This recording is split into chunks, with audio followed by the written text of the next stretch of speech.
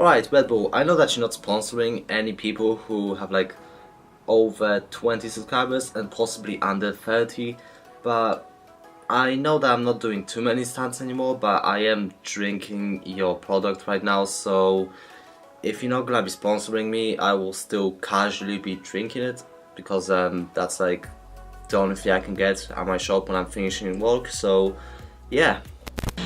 And let's move on to the main part of this video, which is the GoPro Hero 4 Session review. As you can tell, this camera is very tiny, and I'll try to make this video sound like I'm literally telling my friend what is it like to have this, and I'll recommend or not recommend this camera. So if I will be talking to my friend right now, I'll just say, yeah, it's okay. I mean, yeah. But however, what if my friend would actually ask me, but tell me something more about it? Well, then I'll be like, yeah, it's good, you can make slow motion in it. However, if you would like to get some more information about this camera, I will tell you everything that I know. First of all, I will tell you every spec of this camera, which is hopefully going to give you some kind of overview in it. And in the end, I'll tell you what did I manage to actually get from this camera and if it was useful for me, which honestly I'll just say, spoiler alert, yes it was. So first of all, this camera can record in 2K, which is half of the 4K obviously, and you can record in 30 FPS while you're recording in 2K, which is a really good thing.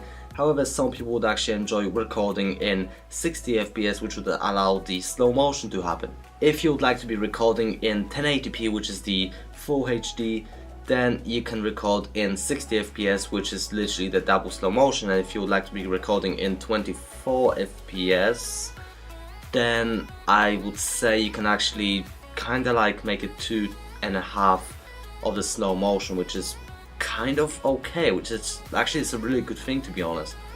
And if you like to be recording it in 720p, which is like the normal HD, which nobody actually likes anymore, however people are still doing it because it's still useful and enjoyable, and some people don't really have the best internet like me, where I'm actually watching YouTube videos in 480p because my internet's so terrible.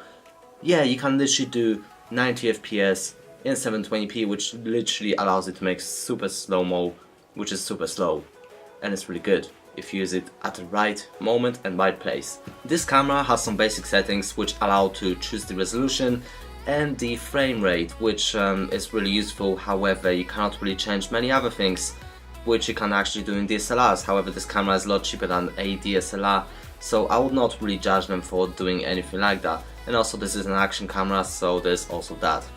I would say that the bad thing about this camera is that it records in 8 megapixels, where the GoPro Hero 4 can actually record in 12 megapixels, which if we look at this camera, I mean, I know it's a smaller camera, however, as far as I know, the GoPro Hero 5 Session can actually record in 15 megapixels, which is a little bit better. However, well, still, that's a tiny camera. Surely GoPro can actually do something to upgrade it and make it look a little better, unless they're trying to make another version of GoPro, which is possibly going to be GoPro Hero 6 Session. So the max ISO in this camera is 1600, which is kind of okay. However, if you look at the DSLR's ISO or even the mirrorless camera, you get something above like 20,000 or 2,000 or something like that. And in this camera, 1600, that's not too much. However, at the same time, the majority of people says that if you go over 800 ISO, well then the footage is not going to be as good as it would have been. So what I'm saying is that you would not be able to record in really dark places, so well, you just have to record when it's really like, you know, bright or looks amazing. There's also no screen in this camera, which is kind of annoying, so we have to actually predict what you're capturing in this camera. And it can be really annoying sometimes, because like, let's say that you accidentally turned on the super wide lens and you are capturing a lot more than you should have.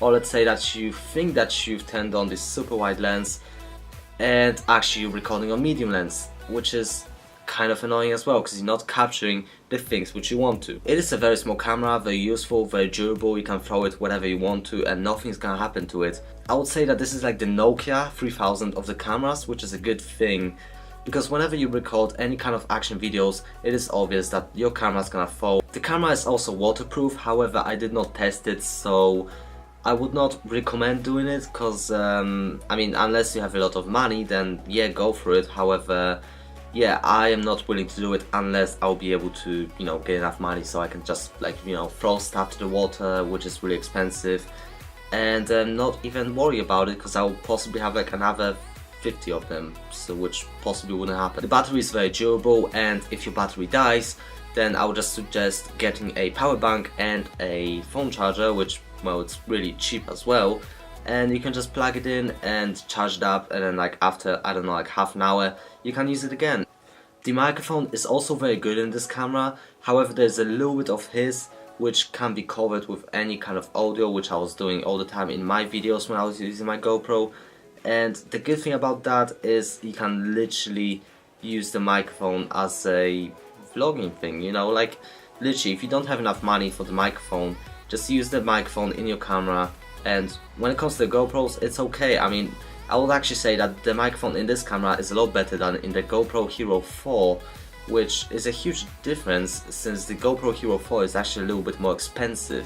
So the current average price for this camera is £130. £130 is not a lot for the camera, especially if you buy a DSLR, which is like worth like £500, like for example the one which I have now, and I'm actually saving up for another one which will be able to record in 60 FPS, which means I will be able to do slow motion in it. And for £130 you can literally get a GoPro, and you can do the same thing with a little bit less settings and a lot worse quality. However, this is a good place to begin with.